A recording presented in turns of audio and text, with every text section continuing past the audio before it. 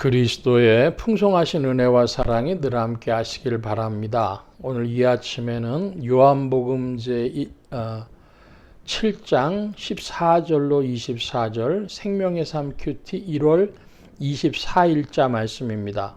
14절 말씀 봅니다. 이미 명절의 중간이 되어 예수께서 성전에 올라가서 가르치시니 유대인들이 놀랍게 여겨 이르되 이 사람은 배우지 아니하였거는 어떻게 글을 아느냐 하니 예수께서 대답하여 이르시되 내 교훈은 내 것이 아니라 나를 보내신 이의 것이니라.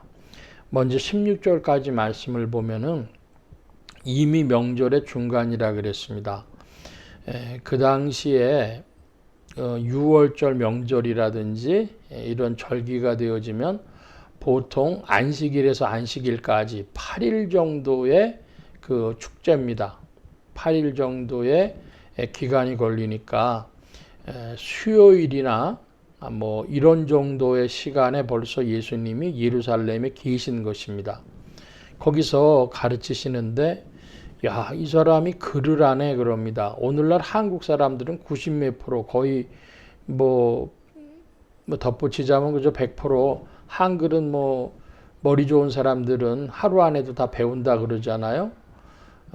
보니까 그 해외에서 실험하는 거 보니까 똑똑한 해외 대학생들은 1시간 정도에도 한글 가나다라 하는 거를 이제 그 깨닫는 사람들이 있는 것을 유튜브에서 봤습니다. 그러니까 우리나라에서는 이게 지금 무슨 말이냐 하겠지만 1950년대 60년대만 하더라도 편지를 대신 읽어주고 대신 써주는 사람들이 있었습니다. 군대 간 자식한테 편지를 쓰려고 하는데 한글을 몰라요.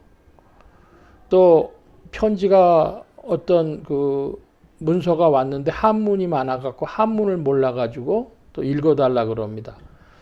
그러니까 조선시대 같으면은 한문으로 되어 있는 걸 일반 평민들이 알았겠습니까? 잘 모르겠죠. 그러니까 이것이 2000년 전으로 갔을 때에 유대인들도 전문적으로 글을 아는 사람들이 있어서 이들을 서기관이라 불렀습니다. 굉장히 이 글을 안다고 하는 것이 돈이 있어야 되죠. 그 공부를 할 수 있는 시간적인 경제적인 여유가 있어야 되기 때문에 돈 없으면 공부 못하는 겁니다. 그래서 이 사람 배우지 아니했는데 이 사람 직업이 목수인데 글 모르는데 지금 그 얘기를 하는 것이죠. 예수님이 나 보내신 이의 것이라 그랬습니다. 요한복음에 예수님은 자기 자신을 소개하기를 나를 보내시니를 계속 말씀하십니다. 나를 보내시니. 하나님이 세상을 이처럼 사랑하사 독생자를 주셨으니 보내셨으니 하나님께로부터 말미암는 것이죠. 17절입니다. 사람이 하나님의 뜻을 행하려 하면 이 교훈이 하나님께로부터 왔는지 내가 스스로 말함인지 알리라. 스스로 말하는 자는 자기 영광만 구하되 보내신 이의 영광을 구하는 자는 참되니 그 속에 불의가 없느니라. 예수님께서는 보내신 이의 영광을 구하는 자요 보내신 이의 메시지를 전한다 하셨습니다. 19절입니다. 모세가 너희에게 율법을 주지 아니하였느냐? 너희 중에 율법을 지키는 자가 없도다. 어찌하여 나를 죽이려 하느냐? 자, 예수님이 19절에 왜 이 말씀을 하실까요?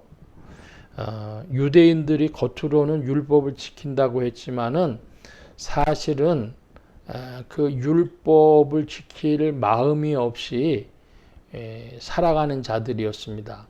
예를 들어 보겠습니다. 오늘날 우리가 법이라고 하는 것을 이제 가지고 이야기할 때에 그 법을 잘 아는 사람들, 흔히 법조인들, 혹은 무슨 변호사니, 뭐 검사니 이런 사람들 있지 않습니까? 판사니 이런 사람들이 사실은 그 법의 허점을 알아가지고 법망을 피해 다니면서 그렇게 행하는 것이죠. 그러니까 그 사람들은 법을 지키는 사람들이 아니죠. 오히려 일반인들이 법을 잘 모르는 사람들이 그저 법을 지키죠. 그것처럼 유대인들이 율법을 잘하는 것 같지만은 그들은 그 율법을 피하려고 했지 사실은 지키려고 하는 자들이 아니었습니다. 그래서 대표적으로 고르반 뭐 그런 거 있지 않습니까?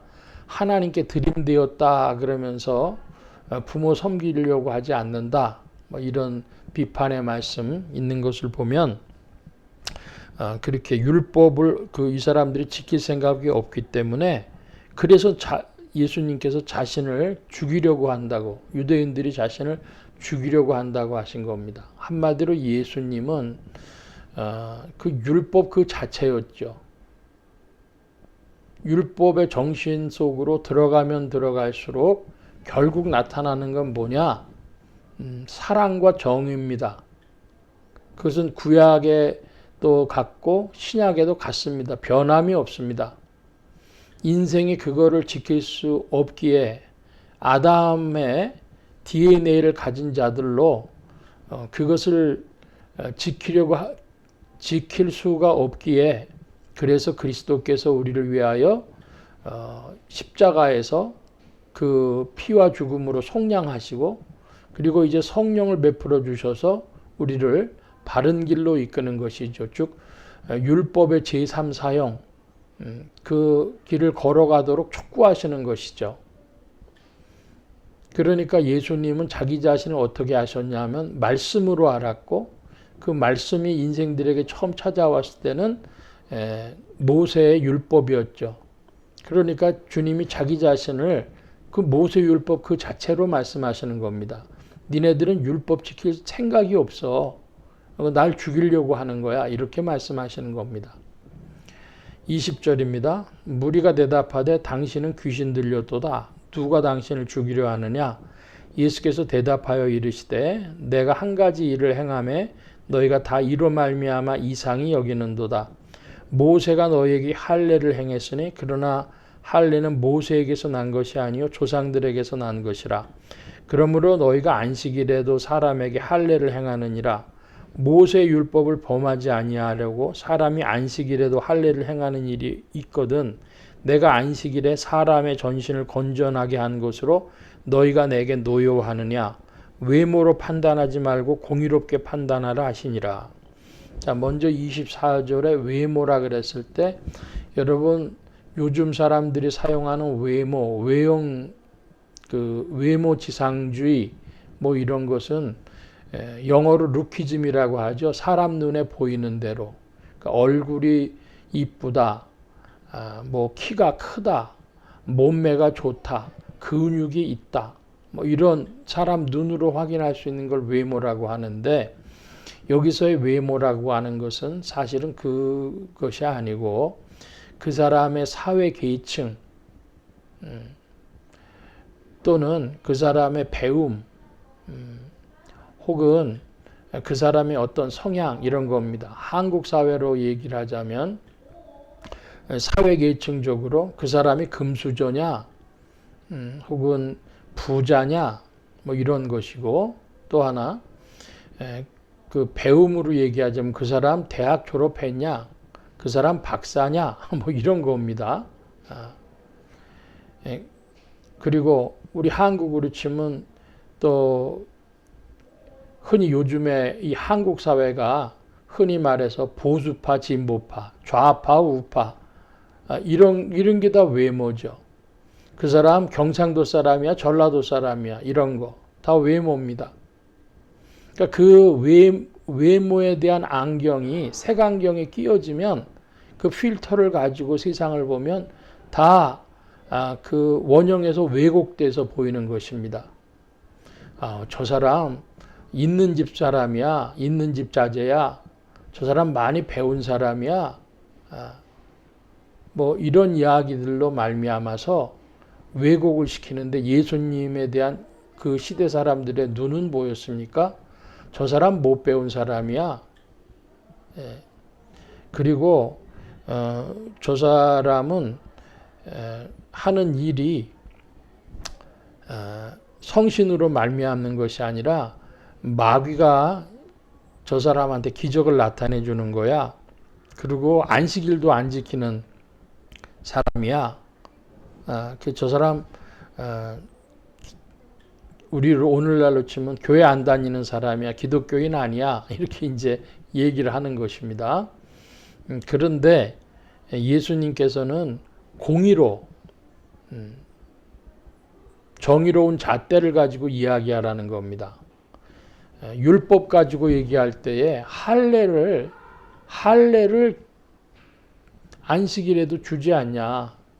그러면 병든 사람을 에게 건강을 주는 일이 왜 안식일에 하면 안 되는 일이냐 하면서 주님이 이스라엘 사람들한테 반문하셨습니다.